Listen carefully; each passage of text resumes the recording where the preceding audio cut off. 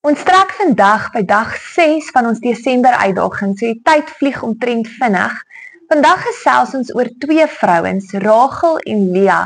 Nou, ons almal ken die verhaal van Rachel en Lea, hoe hulle twee sissies was. Lea was die oudste en Laban het vir Jakob bedrieg deur vir Lea dan in die huwelik in te gestuur het, saam met Jakob. En Jakob het 7 jaar lank gewerk met die gedagte dat hy vir Rachel gaan kry, en hy kry toe vir Lea. En hy werk toe nog 7 jaar, om dan nou vir Rachel te kon kry, en julle weet nog 7 jaar het aangegaan, wat hy toe vir vee moes werk. Maar ons fokus is nie op Jakob vandag nie, ons fokus is op die twee vrouens. Nou, dis twee vrouens wat ons herinner albei, dat jy voel dalk verlate en vergete, maar jy is nie. So kom ons lees gou Genesis 29 vers 17. Lea het sagte oë gehad, maar Rachel was baie aantreklik en het 'n pragtige figuur gehad.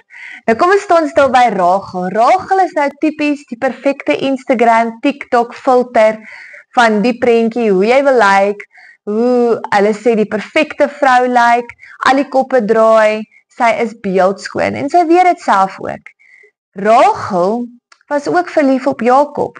Ek kan net dink, as mens terugkyk, ek onthou toe ek en my man net ontmoet het, tyd staan stil, jy het net oë vir mekaar, en ek kan net dink, daai teleurstelling, en daai seer wat dit vir Rachel moet gewees het, deur te weet, hierdie man vir wie sy lief is, gaan nou bedrieg word, hy gaan met haar sussie moet trou, want dit is maar net die verloop van hoe dinge in daai tydperk was, dat die oudste kind eerste moes getrou het.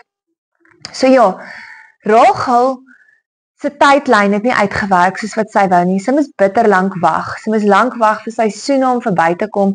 As mens dink, sy moes 14 jaar op die einde van die dag ook wag, dan nou vir Jakob. So sy het ook oud geword en verouder. En sy moes toekom, kyk hoe baie goeders toegekom het vir Lea. Hoe baie goeders gebeur het. Ek meen, hier word haar sussie swanger, haar sussie het kinders. Sy is lief vir haar sussie, sy is lief vir haar aanstaande man. En sy is lief vir die kinders. Maar in haar hart is hierdie hinkering na 'n gesin van haar eie, 'n man van haar eie. Sy wil nie 'n ander man hê nie. Sy wil vir Jakob hê en sy moet wag. Nou julle wagtydperk is uitmergelend. Dit is erg. Maar wat ons weet is dat die Here die een is wat seisoene in sy hande hou.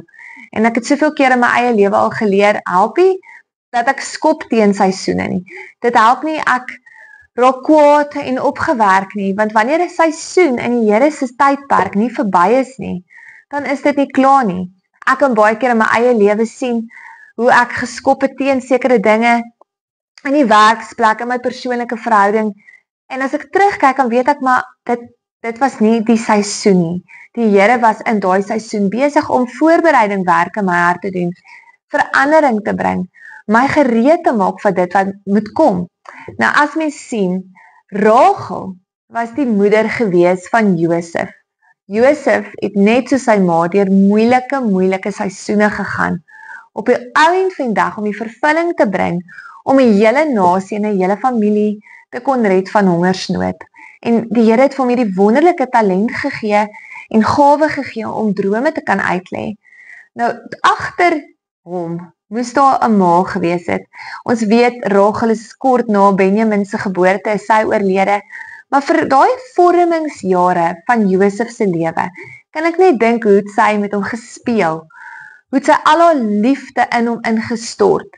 So Rachel het kort seisoen met haar droomkinders gehad, haar seisoen was nie lank nie, maar in daai seisoen het sy soveel in daai seuns van haar ingeploeg, en spesifiek nou van Josef, dat Josef die selfvertroue kon gehad het, dat hy die sterkte kon gehad het, om vas te kom staan, deur elke versoeking, deur elke moeilike stryd, deur elke verwerping. So by Rachel leer ons, dat ons tydlyn en die Here se tydlyn nie dieselfde lyk nie, maar die Here se tydlyn is perfek. Josef moes spesifiek in die tydperk gebore gewees het, wat hy gebore was. Rachel, as ons reg onthou het, gesukkel om kinders te baar. Sy het uiteindelik met Jakob getrou en sy kon toe nie vir hom kinders dadelik gee nie. En daar was 'n rede hoekom sy moes wag. Want Josef was bestem om vir 'n spesifieke tydperk gebore te kon word. En daar's baie vrouens wat ek weet wat lank gewag het vir hulle kinders, wat ook lank gebid het. Maar ek weet daar is ook die doel dat daai kind vir wie jy gebid het, is spesifiek bestem vir die tydperk waarin daai kind gebore moes word. En dis dieselfde vir elkeen van ons. Ons kyk dalk na die wêreld en ons sien dis donker en ons raak mismoedig. Ons kyk vir ons kinders, ons sien hoe AI die wêreld begin oorneem en ons raak angstig en benoud. Ek betrap myself baie keer wat ek angstig raak. Maar dan moet ek myself herinner dat die Here daai kinders vir my gegee in daai tydperk. Hy het hulle beplan. Hy het my beplan as hulle ma en hy het hulle beplan. Hulle gaan okay wees en hulle gaan soos Josef wees en hulle gaan vas staan en hulle gaan in moeilike tye gaan hulle die wees wat waarheid bring en woord bring en soos Daniel wat nie gaan val nie. Mag jy dit ook oor jou kinders en oor jou gesin weet dat dit tydlyne is nie toevallig nie. Die Here is in dit en voor die grondlegging van die aarde het hy elkeen se tydlyn beplan, net soos wat hy Rachel se beplan het. Dan staan ons stil by Lea. Nou Lea laat my dink, sy die sagte oë gehad, die sagte persoonlikheid waarskynlik. Ek stel myself voor dat sy tipies as jy op hoërskool was, dat jy moes nou altyd daai meisie gehad wat die looker was. So ek het altyd daai vriendinne gehad, hè? Hulle was die mooi vriendinne.